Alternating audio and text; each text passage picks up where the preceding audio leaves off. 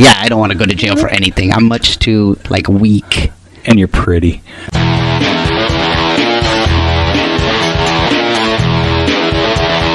You are listening to the Stand Up Dads podcast.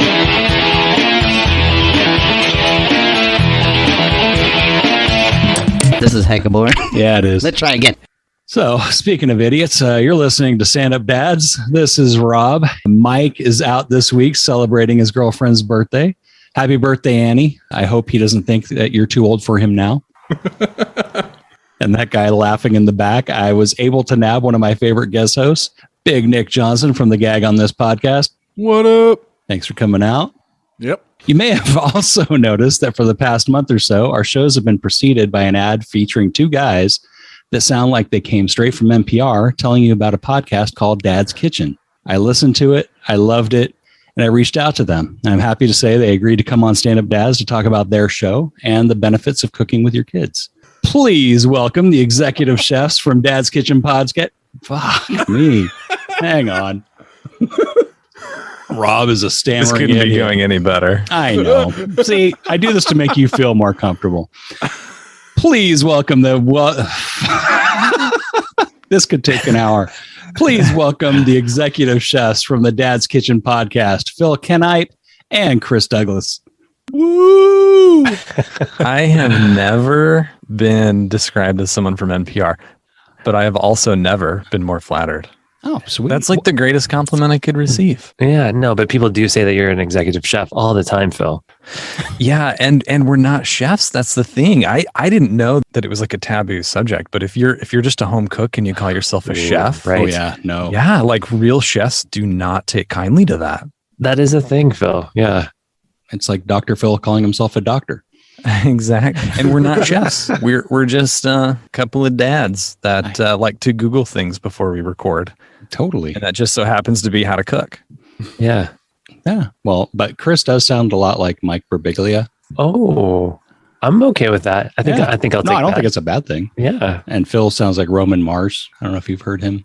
Well, I'm going to Google him. He does Chicago Public Radio, and he did 99% Invisible and stuff like that. I love it.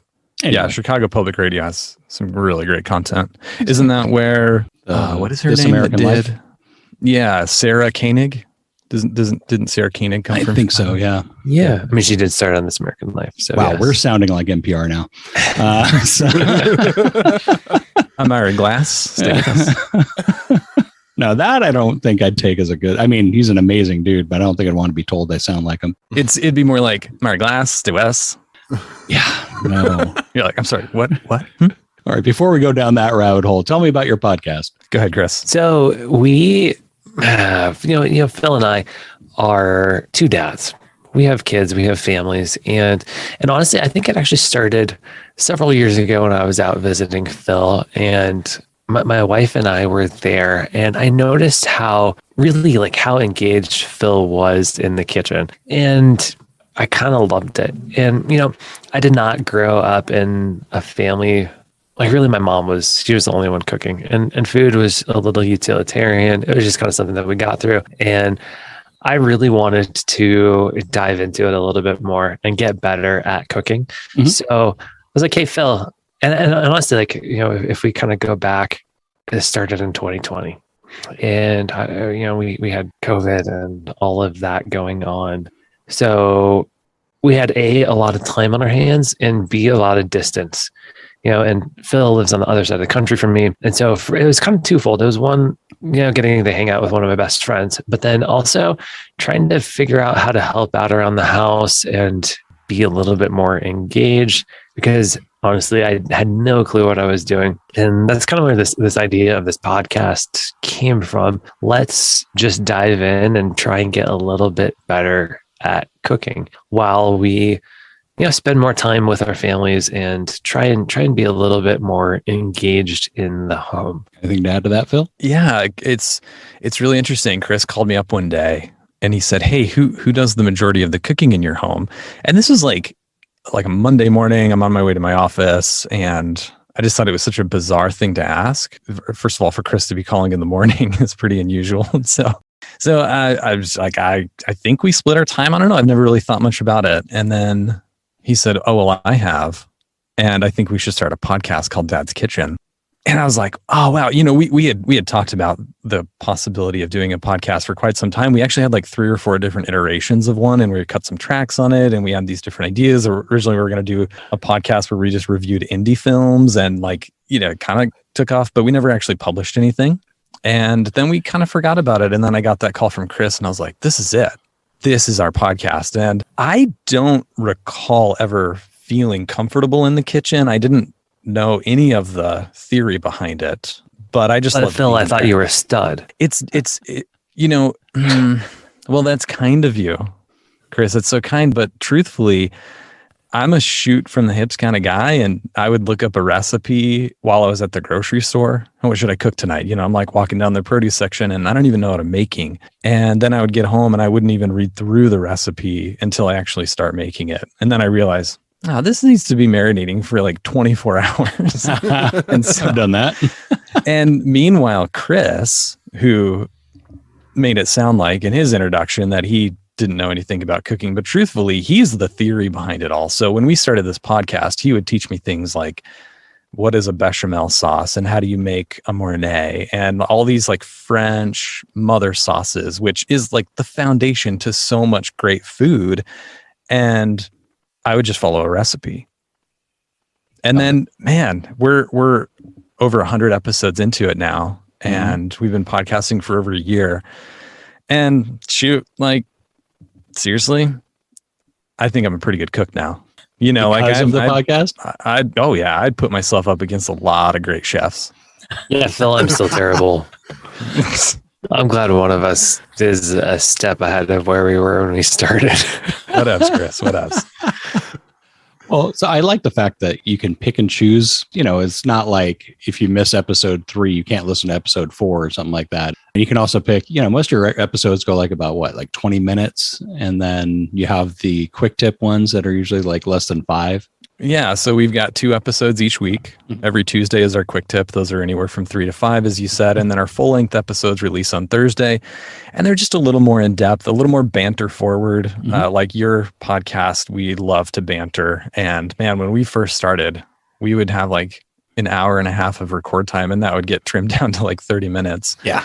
And since then we've gotten a little bit better. It's a little more focused, but we're still keeping true to the banter because, as Chris said, this isn't just a podcast to learn how to cook. It's also a chance to spend time with your best friend who lives on the other side of the country. I get that. So what kind of a role did food play in your lives growing up? You mentioned you had a utilitarian, Chris, view on food when you were a kid. Yeah, I think I did. And I don't know if I really realized that until I got married. I think there are a lot of things that I didn't realize in life until I got married. But food was very much, it was utilitarian. And my mom was in the kitchen. My dad was always in his office, working. He was accessible. There was that little bit of space. And us kids and all of our friends, we were like hanging out in the kitchen with my mom. And, even though food was a little bit utilitarian, there was something about spending time in the kitchen with our family and with our friends that I think, especially looking back on it now, just felt really special. Even though I didn't grow up in a foodie family like my wife, there was still this little bit of community that I think happened around food in the kitchen. And, it was just kind of a place for us that there was community and congregation in life. That's just where we had like conversations. And again, my dad was very present. I feel like super, super grateful because I know that's not exactly the story that everybody has, but there was, something about that congregation and that experience of life that happened in the kitchen that I felt like, I wanted to be a part of. And so again, if we kind of go back to a little bit of the origins to our little show, that was just something that I wanted to be around. And I think I wanted to like be there for. Yeah, I don't know. For us, food was definitely more about the time spent together rather than the actual like taste or flavor or whatever was going on with dinner itself. Did you guys get involved, or was just being around and having the conversation? Honestly, I think it was just like being there. It was kind of like being present. So you're telling me I'm ruining my kids' memories of the kitchen because I hate it when people are in the kitchen when I'm in there. My brother-in-law actually made me a shirt that says "Get the F out of my kitchen," but he didn't just leave an F. Do you wear it often? Only when they're there.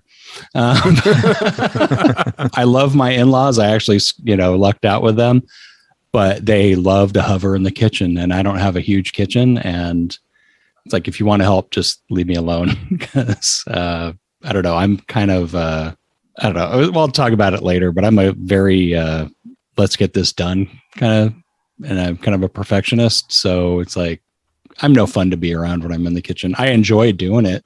Phil, what about you growing up?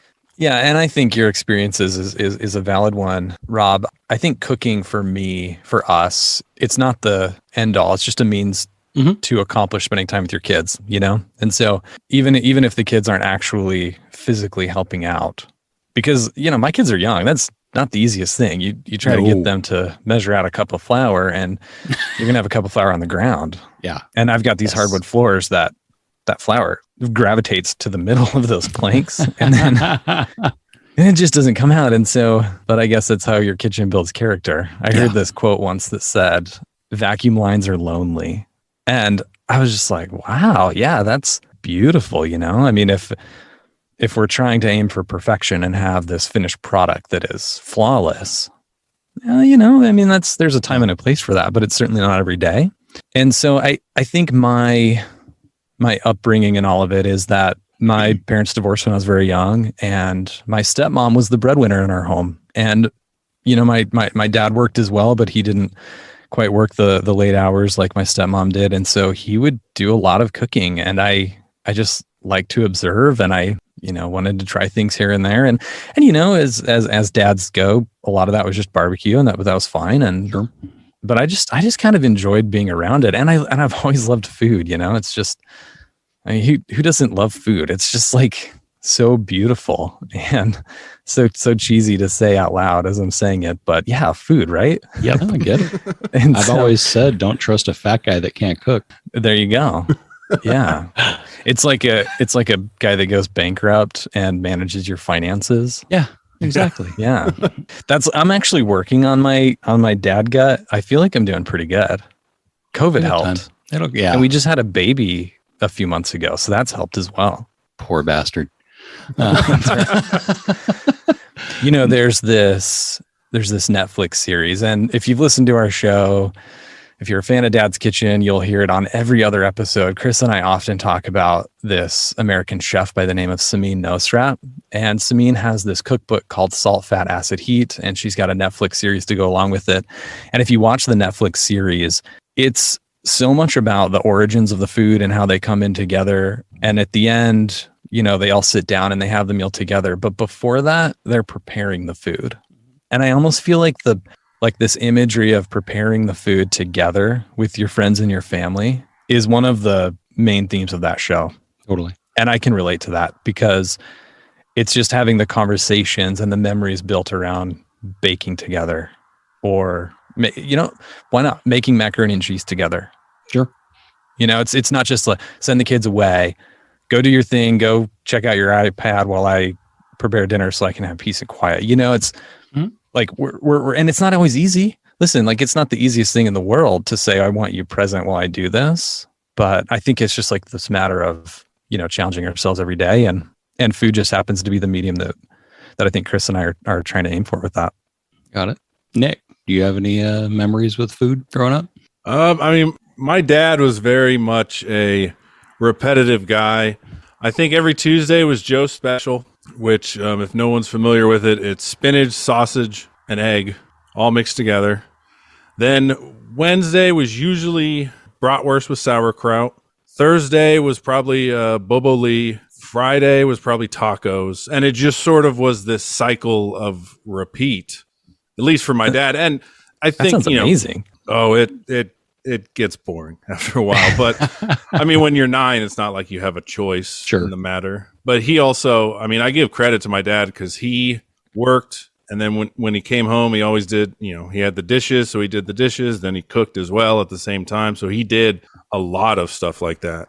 But I know one thing I was telling Rob when you guys were coming on that's very interesting is my grandma actually, and I didn't think of this until he brought it up. Like she was around before microwaves, and a lot of times I think she died without even owning a microwave. So whenever we'd go there and visit and we'd be like, hey, we want lunch, she'd bust out the skillet, she'd turn on the oven, she'd turn on the stove. And I think that's lost a lot on today's generation, especially with the microwave. I mean, throw a steak in there, you could probably cook it in 5 minutes. I'm not saying I would do it. I'm just saying it's possible. I almost disconnected you right there, man. Oh, Chris and I were talking about this the last time we recorded. Have you ever had steak in a frying pan with butter? Yeah. Oh, yeah. Oh my gosh. Yeah. It's got good How cast did I iron, not though. know about this? Yeah. It And then you does. throw Cast like iron makes some sprigs of thyme on there too. It's trust the fat guy. Well, I mean, like my mom would never let me in the kitchen when she was cooking. So I think that's where I got it from. But I was always involved in sourcing our food, which we grew. We always raised chickens and rabbits. I think like one of the earliest pictures I can remember, I was like 3 or 4 and I'm holding up 2 dead rabbits by their feet that were as tall as me. It's always been, go help dad kill a chicken and, pluck it and all that stuff. So that was I never got in the kitchen, but I was always doing that stuff, or it was like, hey, go out in the garden and get, a head of cabbage or some nonsense that. As a result, it's like, I don't think twice about, people will get squeamish about, ew, you're going to eat, boucher or whatever like that. And it's just like, what? It's dead. We're eating the rest of it. What's the big deal? Unfortunately, my wife doesn't share that, or my kid. What's boucher? Pig stomach. Oh, that was the one where Mike, my co-host, was having some boucher. I'm probably pronouncing it wrong. Boucher burritos. I have no idea, but it's basically bacon. No, it's actual stomach, not the belly. Oh, okay. So like the menudo. intestines? Oh, okay. Yeah. And he thought it was tongue. I'm like, no, tongue is lingua. And he's like, well, what was that? And then we looked it up and he was kind of like, I'm like, dude, you loved it 2 seconds ago, man. It's still the same food. But speaking of the memories, I actually melted hang on, I got to share this. When on your episode 6, Phil and your daughter, who was 4 at the time, made a sweet potato quiche for Chris when he had a new kid. It was just the cutest thing I could even think of. And it made me feel horrible because I haven't cooked with my kid more. But here's a short clip from that show. Check 1 2. Check 1 2. Nice. All right. You ready to get started? Yeah. Do you want to say your name? Webby. So today you are my little sous chef. Yeah. Can you say sous chef? Sous chef. Good job. How do you not listen to that and go, aw? That's adorable. Oh man, you're making my heart melt. I forgot. I mean, like you listen to your kids in these videos or these audio files from even like 6 months ago, and you're like, oh man, or you see their pictures, and it's just like, where did the time go? Yeah, you never get that back. And before she's going to be asking you for the car keys and telling you you're an idiot. Well, no, she picked up the idiot part pretty quickly. Sure. You know what? And part of me is happy about that because at least it just shows that the kid is intuitive when my kid knows I'm a moron. Well, who taught you guys to cook? So it sounds like you got it from your dad, Phil. Yeah, a little bit, and I would go and visit my mom, and she was always in the kitchen as well. My grandmother, I kind of picked up pieces here and there. But, like I said in the beginning of the interview, I mostly learned it from the podcast. Wow. I mean, like I could follow a recipe. Sure. And it would be helpful if I would read the recipe before trying to follow it. But, I wanted to learn the theory behind cooking. And you guys are podcasters. You know how it is. Like all of life is a certain set of smoke and mirrors. We would record a podcast episode and we would Google the content just a few minutes before we record it. But then I'd be learning. Like it's not just for the audience. I'm actually absorbing this. This is really helpful stuff. And then, I'd talk about how to make a beef bourguignon, and then I would I would then go learn how to make the beef bourguignon after I told everybody else how to do it. Yeah. And then I would edit out everything that we got wrong. Yeah. Oh man, we would get so much stuff wrong. And Chris, his wife is actually a professional patissier. And so she would like, yeah, she would listen to an episode and she'd be like, now Phil's wrong about that. You got to cut that. Isn't that a little like a bit of pressure cooking for her? Oh yeah. But honestly, I think really it's kind of like a little bit of a partnership. And I think I've, kind of to your question of where did we learn to cook? Honestly, I think I've learned to cook way more. I've learned way more from my wife than anywhere else. So I think she's way more of a partner than a judge in a lot of what we do. Got it. Well, that's probably why you guys are still together. Yeah. Nick, do you cook much? No, I mean, you're talking to a guy that has no qualms having a microwave cheese quesadilla 5 nights a week. In fact, today I think my dinner is just going to be, I'm going to drink a can of chili. Okay. I mean, I'm just being honest. That'll go great with that microwave steak. Yeah. Yeah, I've had plenty of liquid dinners, but I'm not sure that any of them have been chili. What's funny is my dad, when I first moved out, I was telling my dad how like we don't really have much in the house, blah, blah, blah. And he said, one thing you don't want to do is have chili with tuna in it. He was like, that is the grossest thing ever. And I was like, did you eat that? And he's like, all I had was chili and tuna. I needed to get full, so I mixed them together. Okay, Phil, question. Is chili and tuna better than chili and a cinnamon roll? Oh, are you guys familiar with this Midwest thing? No. Is that? Yeah, it's like one of our biggest fans on the show. His name is also Chris. He lives in Orlando, but he's originally from, or actually, I think his wife is originally from the Midwest in Nebraska, and so he'll often kind of chime in and tune in and send us messages, and like all of it revolved around this idea of chili and a cinnamon roll. And I wanted to do like an Instagram post, of this whole concept, and so I made it. I made like my favorite batch of chili, which got this amazing recipe that's actually cooked in a wok, and I love it. It's just such a great tailgate style chili. And then my wife bakes some cinnamon rolls, and there is no better way to ruin two things that are in and of themselves amazing. Like you put them together and it just ruins everything.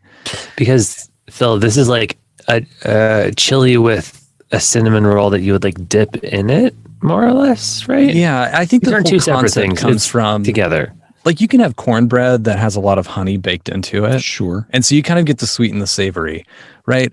Or you can have chili that has cinnamon cooked right into the chili, right? And it just kind of adds a certain set of complexities to it. But then, man, there is something about chili and a cinnamon roll that like literally makes you want to throw up. I don't know if you guys have listeners in Omaha, but no way. I don't care. I don't care if you guys lose all your subscribers in the Midwest. I'm not doing it. It's the literal worst. I think if it's like really spicy and you get that sweet heat, or is it just doesn't work out? I mean, what is it? No, it's like the frosting. Oh, the mixed frosting. with, like cumin. Like I was thinking it was the frosting and the beans, Phil. Oh, I make mine without beans. That would make it even more worse. Well, that's like some people put cheddar cheese on apple pie. Have you guys ever tried that? I hear that's an American thing. I've not tried it. You can put cheese on a turd. It'll be okay. No. I'm not going to co-sign that, Rob. Well, another Midwest thing. Is it Indiana or no? Cincinnati. Their chili is always on pasta. Yeah, it's like spaghetti. Man, my brother lives in Cincinnati. I've yet to try it. I think I'm actually going to fly out and see him next month. And so kind of curious. Maybe I'll report back. It just seems like a meaty sauce on spaghetti. I don't understand. Chris is looking incredulous. Just No, I think I can get on board with that. I think you kind of have it right. It's more or less like pasta sauce. When you start trying to get frosting and cinnamon and sweet involved in that, I don't know. I can't or imagine tuna, it being actually, for worse that than matter. tuna and chili. Yeah. But the weird thing for me with this whole idea of the Cincinnati chili is that pasta sauce should never have cheddar cheese on it. Yeah. Yeah, that is like, either a pecorino or a Parmesan, but then just a mountain of cheddar cheese. I don't know. I've not tried that. Phil, is macaroni not pasta? Yeah. Oh, I'm sorry to disagree with you here, but yeah, but would you have macaroni with red sauce and then the cheese? maybe. We tried this thing where, okay, we had this one episode kind of early on in the podcast that when you're repurposing leftovers, anything, no matter what it was, no matter what you had the night before, could be repurposed as tacos the next night. And like in theory, it actually kind of works, but to test it out, I made some beef bourguignon, which is basically, if you've not had that, it's one of the most amazing iconic French dishes. It's basically beef braised in wine, and it definitely did not work as tacos the next night. Like wine tacos, no, thank you. I'm just trying to think how you could make that work. But yeah, wine taco. You can't. You can't add cheese to that. Like you couldn't add, is it cotija cheese? Maybe, you wouldn't even want to put sour cream on that. Yeah. No, you're you would just want to throw it away. Sour cream and wine tacos. So I want to ask something, since you guys are connoisseurs, and this is stuck in my craw for a while. Hot dogs. Do you put cheese on them? Like, is that a thing? So Phil, I think you're the expert on this one here. I think all of my brat and hot dog experience comes back to like our so many hours spent together at like the Home Depot hot dog stand. That's right. I know my vote on this, but so for 7 years through college, yes, it took me 7 years to get through college, and no, I'm not a doctor. I worked at the hot dog stand at Home Depot, and this is like the extent of my food experience, professional food experience, which is laughable as I'm saying it out loud. But I got pretty good at making a hot dog, and no, I don't think. Well, I mean, there's a time and a place.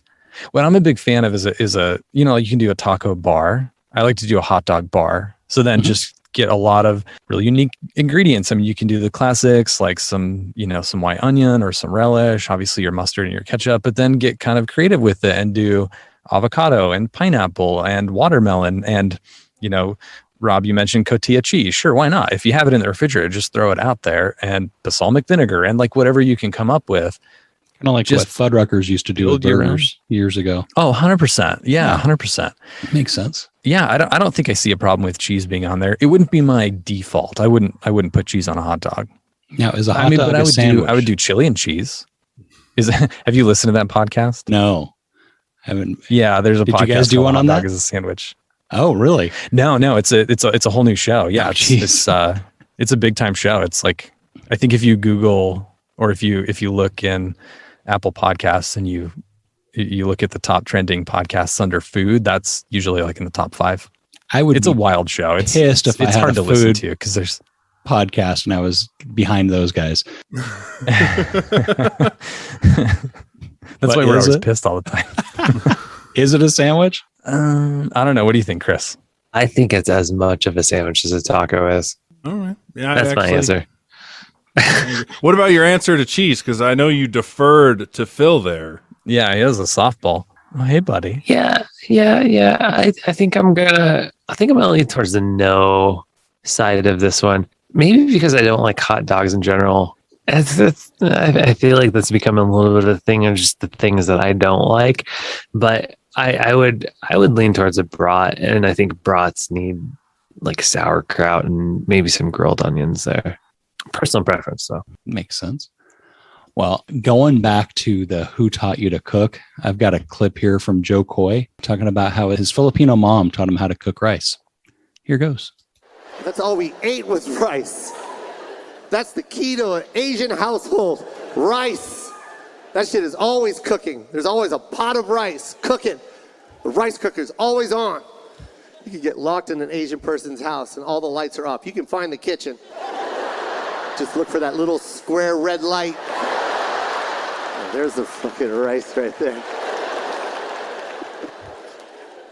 I sent my son to go get rice the other day. I go, Joe, go grab a bag of rice. And he ran down a couple aisles, and then he came back with this little ass bag of rice. It was in his hand like that. And even though I knew that was the bag of rice he was supposed to get, I started reflecting back to when I was his age.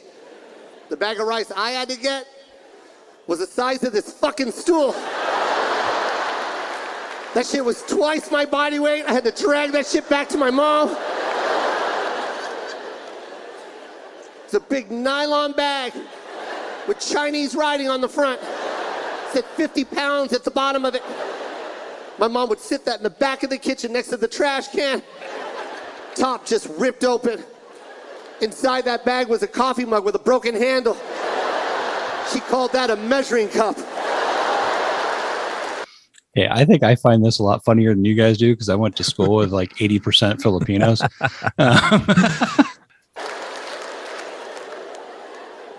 She taught me how to make rice. I remember that day. I'm going to teach you how to make rice, and this is the only time I'm going to teach you.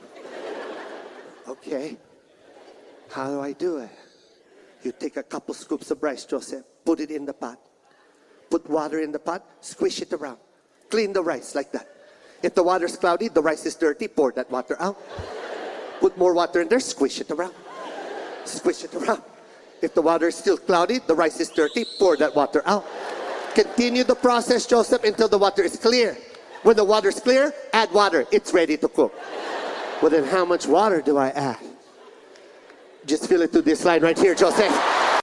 So he is pointing at the first line of his middle finger, that first knuckle. Oh, okay. So apparently you just put your finger in on the top of the rice and fill the water up that inch or whatever it is.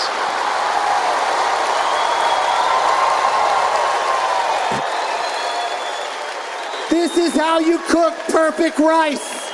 I want the world to know that right now. This is an ancient fucking secret. Every Asian knows how to make rice, and this is how you do it. You don't need a measuring cup, and you don't need a fucking rice cooker. All you need is rice, a pot, and this fucking line right here. Okay, thanks, Joe Coy. That's an actual thing, though. It Like is.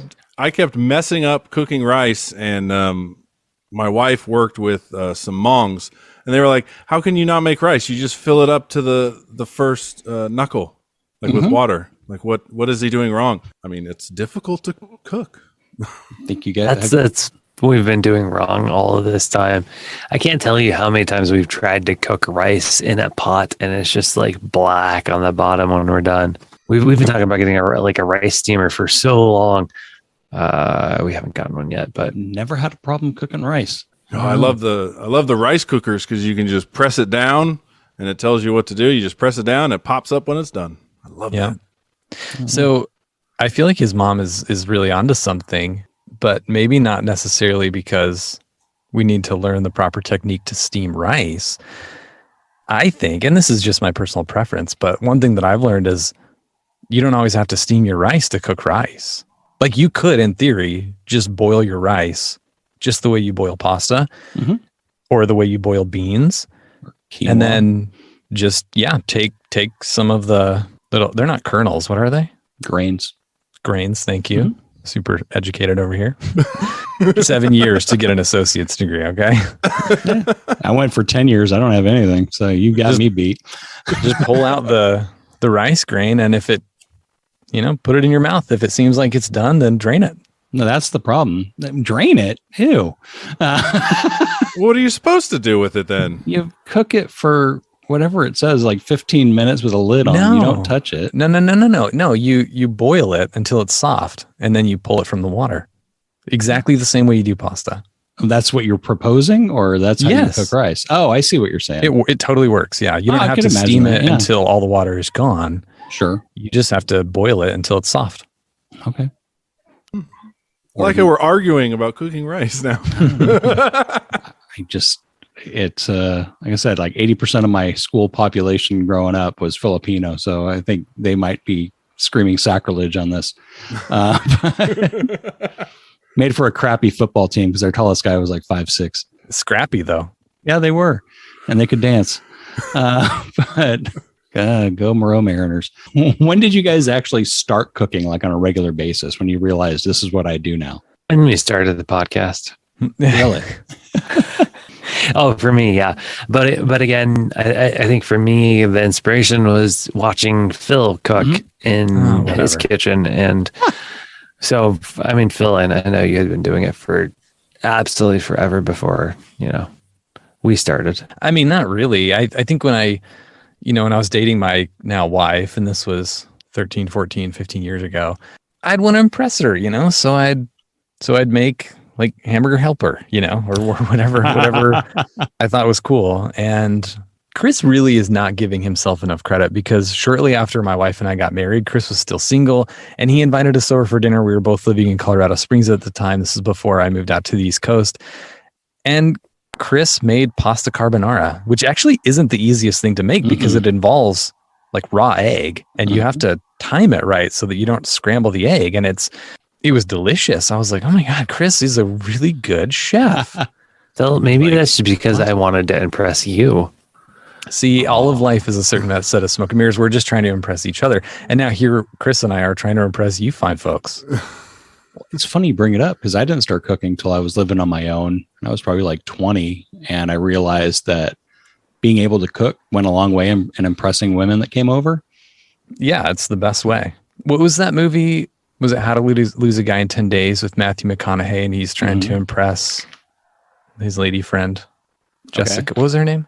Wasn't it Sarah Jessica Parker? No. Wasn't that How to Lose a Guy in 10 Days? No, because she already looked like a foot by then. I thought that was Anyways, like Goldie Hawn's daughter. Yeah, exactly right. Whatever her name was. James Taylor? His daughter? Wasn't that his... Yeah, didn't Goldie Hawn and James Taylor get together and have a baby, and it was her? No, that was the guy from Escape from New York. Kurt Russell? Oh, man. Yes, thank you. That's not her dad. Yeah, Isn't it? that's not... No. No, It's James Taylor, I'm pretty sure. really? Right? No. That's so gosh. weird. I'm This looking has it to up. get cut. I don't know. That's weird. At any rate. Yeah.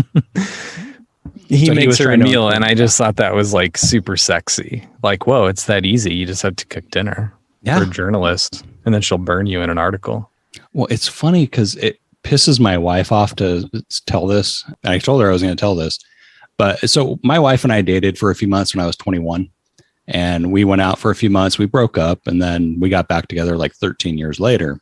In the meantime, we would still kind of like, we never saw each other, but we'd still send each other like birthday gifts and stuff. And she sent me this creme brulee kit, which creme brulee always sounds like really fancy and stuff. And when you see they're charging $12 for it at a restaurant, you're like, wow, this must be hard. It's the easiest freaking thing you can make. And unknown to my wife, she became like my wingman, because man, that impressed women when they had breakfast or dessert at my place.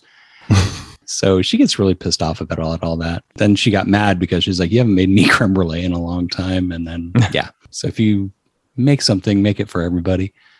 I've never made it. Do you have to have a blowtorch? It helps. Yeah. You can Or can actually you do it broil under it a in the broiler. You can do it under a Phil, broiler. the broiler. I know we've talked about this a bunch. It's but, fun with the blowtorch. yeah. Yeah.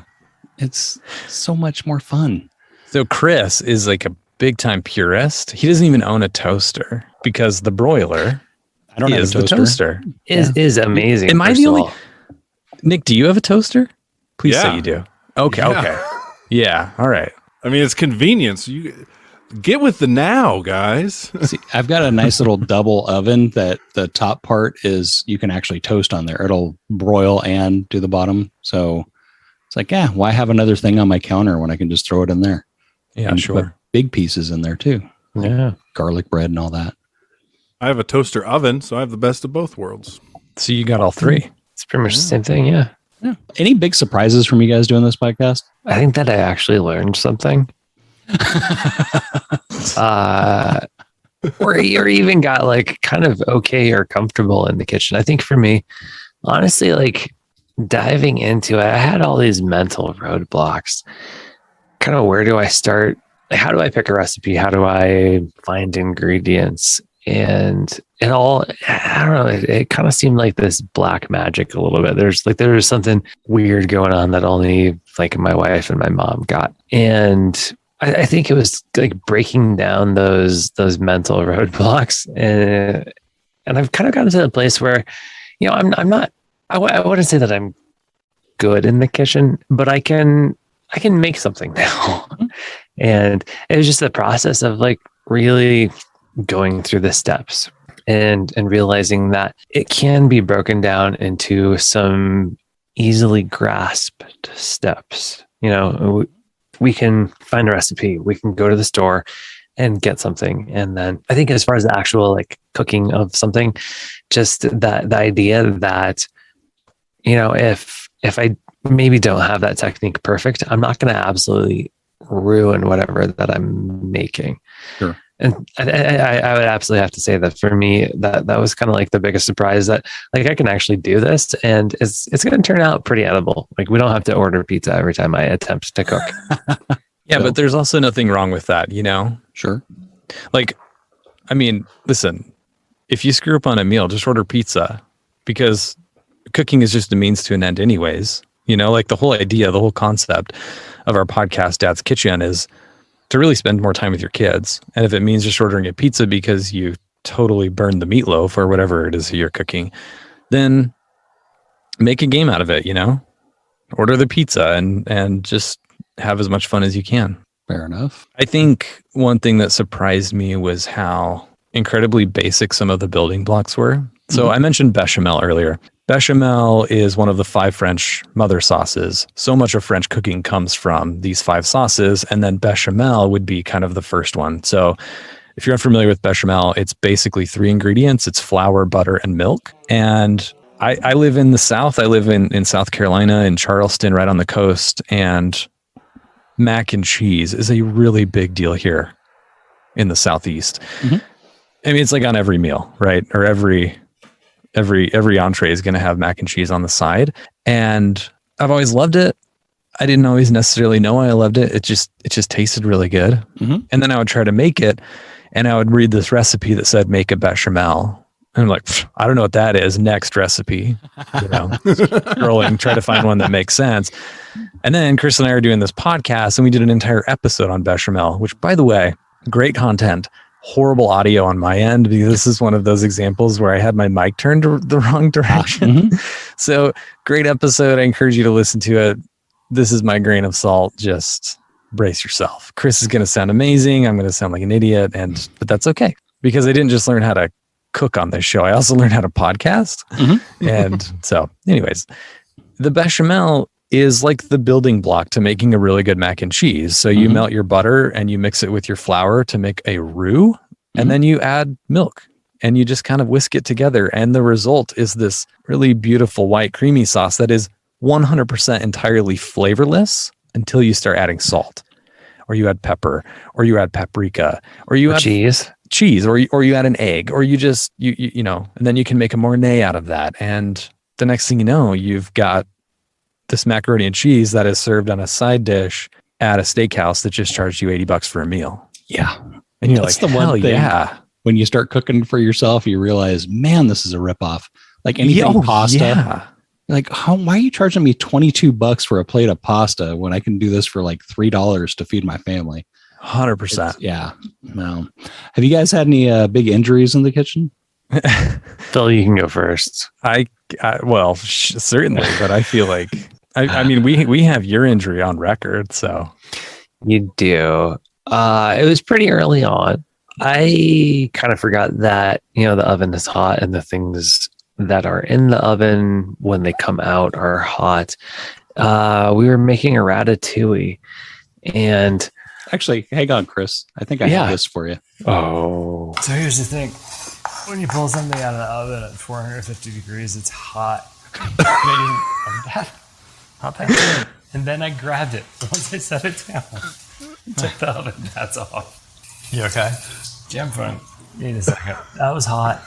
So what? First episode, man. Like first in the kitchen episode. I have a tip for this recipe. When you take whatever's in the oven out, don't touch it with your bare hands. Oh, the co-host is down and out. Dude, you sound like you were in such excruciating pain there. I had blisters on my fingers. Oh, man. And I was also trying to figure out how to like continue the episode because I felt like we were already so invested. And what you don't hear is like 20 minutes of laughter from me that just got cut. Like I couldn't pull myself together. Yeah, if you listen to the episode, you'll realize that, you know, I'm kind of driving it for the first half or so, and then this incident happens, and Phil kind of takes the rest of it. That's because I took like maybe a few shots of tequila just to try and numb the pain, and I was just along for the ride after that. But yes, Is that the worst it got? I want to say that that's the last time that I burned myself, but it's not. I think for me, like burning myself is kind of the go-to. I know, Phil, you've mentioned knives. I have yet to have an experience with knives, but sometimes I kind of get caught up in whatever I'm doing, and I forget that, like, you know, even if it's not glowing red, something still might be hot. Well, I feel for you there because I've done the exact same thing where, especially because I use a lot of cast iron and that stuff just stays hot. And it does. Yeah. And like you move it, you know, and it's like, oh, I got to get this out of the way. And I know it's probably still going to be warm, but then you grab it and you can just, you're like, oh, that was stupid. And then you're just running your hand under cold water. So I don't want to make fun of you because I've done the same thing a million times. Phil, you have knife issues? I do have knife issues. Yeah. So this was some years ago. I was making a stew, or at least preparing a stew, and I was trying to chop up some raw sweet potatoes and throw those in the crock pot so that, you know, later that day we could have a nice dinner. And I was kind of rushed. I was on my way to work or getting ready to leave the house. And I'm sure you guys can relate to this. I was like super mad at my wife that morning for whatever reason. Like, I don't remember what the argument was, but it was Tuesday. Yeah, we call it Tuesday in our house. Yeah. And I was trying to chop these freaking stupid sweet potatoes, which were like rock solid, and my knife was dull, and I was angry, and I was feeling rushed. And like the next thing I know, the blade just like drives into my middle finger and like enters into the bone. Oh. And then I didn't feel anything at first. It like went right through the nerves, but like the amount of blood that came out of this. So I like hold my hand over the sink, and I tell my oldest daughter, Bridget, I think she was maybe 4 or 5 at the time. And I was like, Bridget, go get mom right now. And so she goes and gets my wife, Ashley, and Ashley comes down, and she's like bedlam at that point. She's like, oh my God. And then like the pain starts to set in, and I'm just like, oh my God. And then my kids are like, oh my God. Like everybody's screaming, and I get super lightheaded, and I typically do fine with blood. It's never really bothered me. I'm kind of the nurse in the home, and you know, if somebody's got an injury, I'll patch it up and we'll be fine. But I did not do well in that moment. I think I was just like seeing the amount of blood that was pouring out of my hand, and I nearly passed out. But then I grabbed my phone and I texted my neighbor, who actually was a nurse, and he was just getting off the night shift. I knew he worked the night shift, and I'm like, I wonder if he's done. So I texted him and I was like, hey, are you home from work yet? And he's like, yeah, I just got in. What's up? Getting ready to take a shower, you know, getting ready to go to bed for the day. What do you need? And I was like, are you available for a field dressing? And he's like, what? Are you serious? I was like, oh, I'm serious. So he comes right over with his little kit and stitches me up. And yeah, I think the moral of the story is like, don't cut things when you're angry. Definitely don't cut them when you're rushed, and doubly definitely don't cut them with dull knives. Totally. Because it will mess you up. To this day, I don't have feeling in my middle finger. Like the nerves are all just shot from that. So lovely. Oh shoot. I wasn't even going to bring this up, but I think statute of limitations has passed. When I was 14, I worked at Togo's, which is a sandwich shop, and a guy ordered a barbecue beef, which is just yesterday's roast beef covered in barbecue sauce. And I was cutting the sandwich, and I nicked the tip of my pinky, and it just gushed. And I grabbed a towel, went back, and, you know, said, hey, I'll be right back. I cut myself. And, you know, I guess someone else stepped in to take care of him. And then after I got the bleeding to stop, I went, hey, who made that guy another sandwich? They said, what are you talking about? We just took the one you did and wrapped it up and gave it to him. Oh, sick. Oh, probably tasted like pennies. Hey, you know, it's yesterday's roast beef wrapped in barbecue sauce. He was probably fine, but I just felt horrible for that. I still feel guilty about that. Well, on that note, plug your show. Are you gonna link that restaurant in the show notes? Not now. Run them into the ground. Well, I mean, shoot, it's not the same. You know, I'm sure you get this when you go to a Home Depot and get a hot dog. You're like, man, service, you know, its quality's gone to crap here. Because when I was here, it used to be blah, blah, blah, or whatever. I don't know. You take pride in stuff, even if it's a stupid job you did for Sure. school, during school. But yeah, well, tell us about how they can find you. You can find Dad's Kitchen by jumping on basically any podcast platform and just type in Dad's Kitchen. It is singular possessive, so it's dad_s kitchen. Hit us up on social at Dad's Kitchen Co. and have fun. I'll put links in the show notes. Nick, you want to say something about Gag? Sure. Gag on this podcast. We interview comedians and have a fun time doing it. We drop episodes on YouTube every Saturday, and then 2 days later, we drop it on all podcast platforms. Follow us on social media at @gagonthis_pod, and follow me on Twitter at The Big Nick J. I am looking forward to the one we're recording this week. We got a guy who did like some satire website called Save Portland from Hell. And it's like Andy Kaufman, brilliant stuff. I can't wait to talk to this guy. It'll be good. Yep. And when you're getting ready to cook dinner for your family, you're going to need a little boost. Check out our sponsor, the Seattle Gummy Company. They make high energy mocha shots. You get all the caffeine in a cup of coffee 5 times faster for half the price of what you would spend for a cup of coffee at a chain coffee shop. Click the link in the show notes, enter the code StandUpDads15 and get 15% off your order.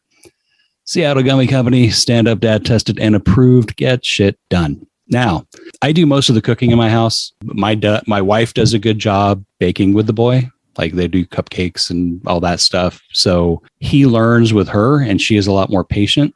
Like I'm watching him crack an egg and I'm ready to just slit my own throat. But I'm so focused on the end result. How do you recommend getting that out of your head? Because, I heard like in that one Phil with your daughter, granted, I mean, she wasn't doing a whole heck of a lot in there, but you were still calm through that whole thing. And, and it was cute to listen to. So it didn't stress me out to hear. But if I'm actually doing it, I'm like redlining. Yeah, I think a really good place to start to introduce your kids into the kitchen is maybe just measuring out some spices. Mm-hmm. There's not a lot of room for error. It's usually a teaspoon at a time. It gives them ownership, but then it also kind of, and this sounds kind of bad, but just being honest here, it kind of gives them a project to work on so that you can then focus on what you need to do. Brilliant. And then the next thing you know, they're wanting to eat the vegetables because they helped make them. Nice. Yeah. But no, cracking an egg it's torture. Yeah. Yeah. Like when you're trying to teach a small child how to crack an egg, and guess what? They're just going to want to keep doing it after they do it the first time. And it's not going to work. Like it's just, they're going to continue to mess up. And they're so happy while they're doing it. They're so it's just so cute. I think there's beauty in that, There is. It's I guess don't be hungry when you cook. That's for sure. Because I've tried it with my kid and I just like, okay, get out. And it's horrible. He's going to remember that because I'm a monster.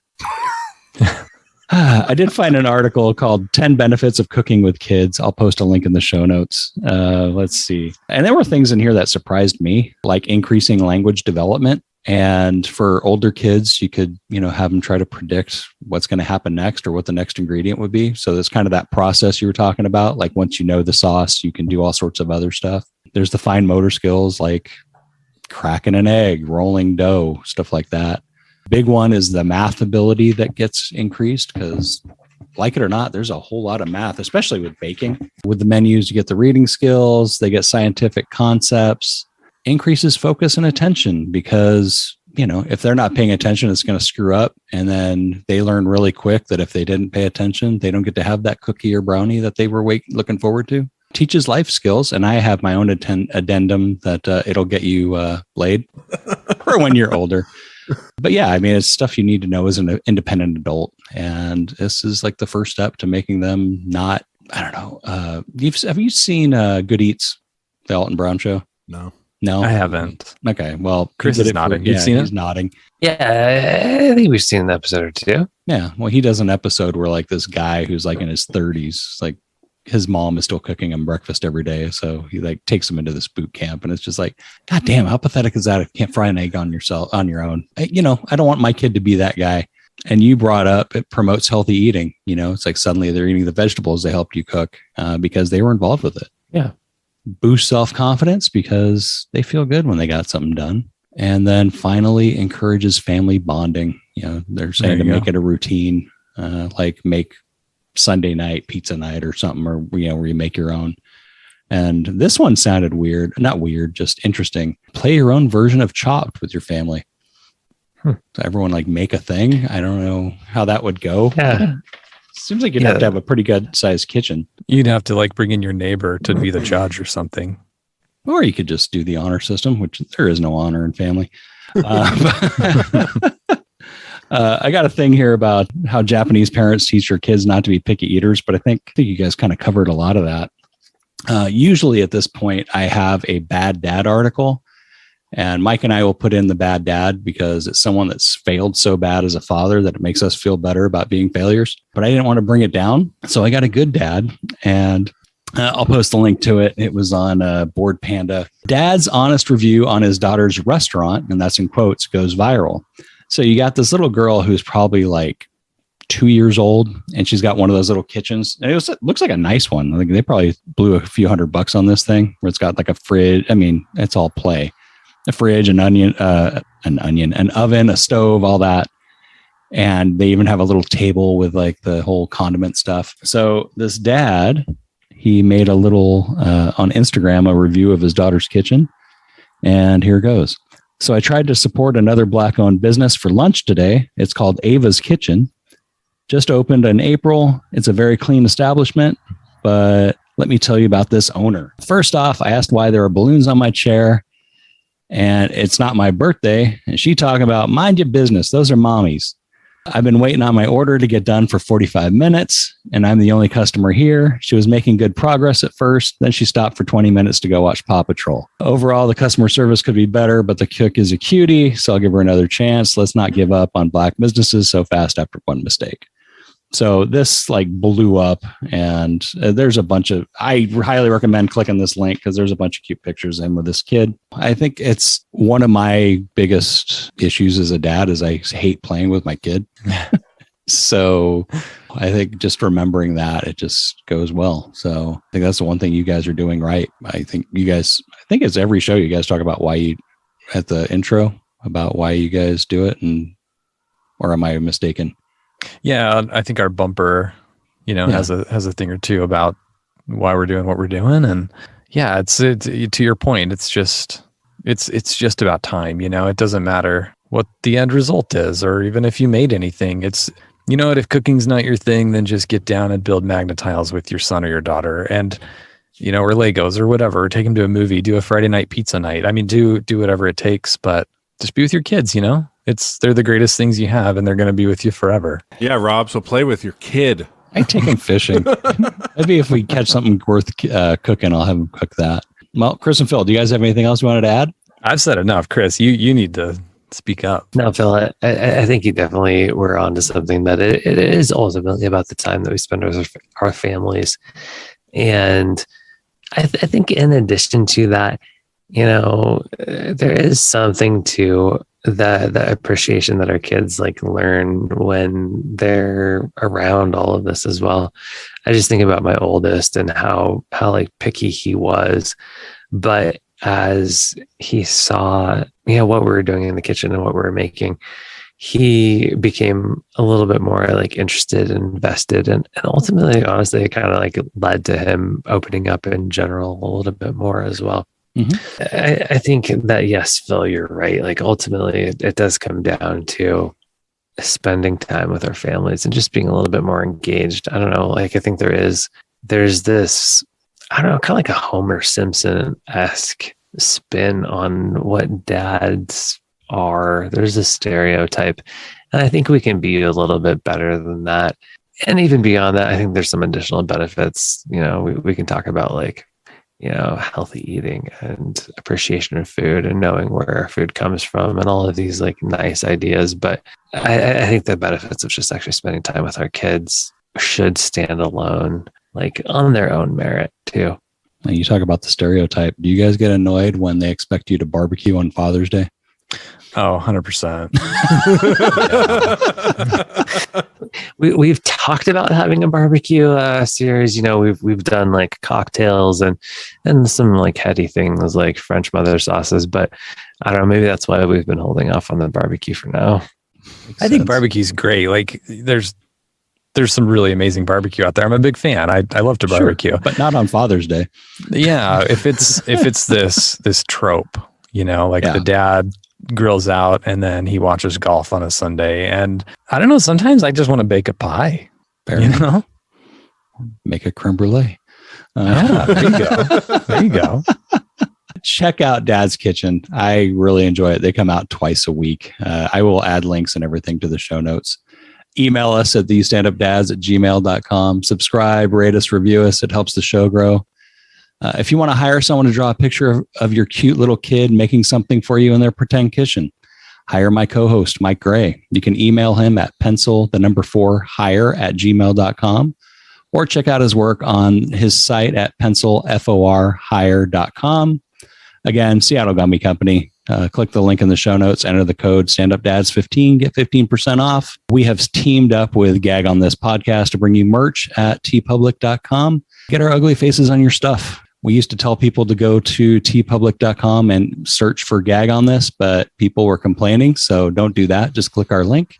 No, don't do that. Also, one thing I want to add is if you want to put Rob's face on a onesie for your baby, you can do that at TeePublic, by the way.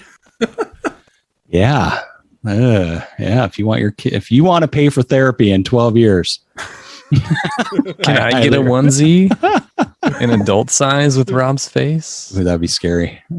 It would be on the trap door. And again, Gag on This podcast. There is a link in there. Guys, I want to say thanks for coming out. Go cook a meal with your kids, guys. We'll talk to you guys next week. Yeah, thanks. Thank you. Later. Thing I want to say is thank you all for coming. Bye bye.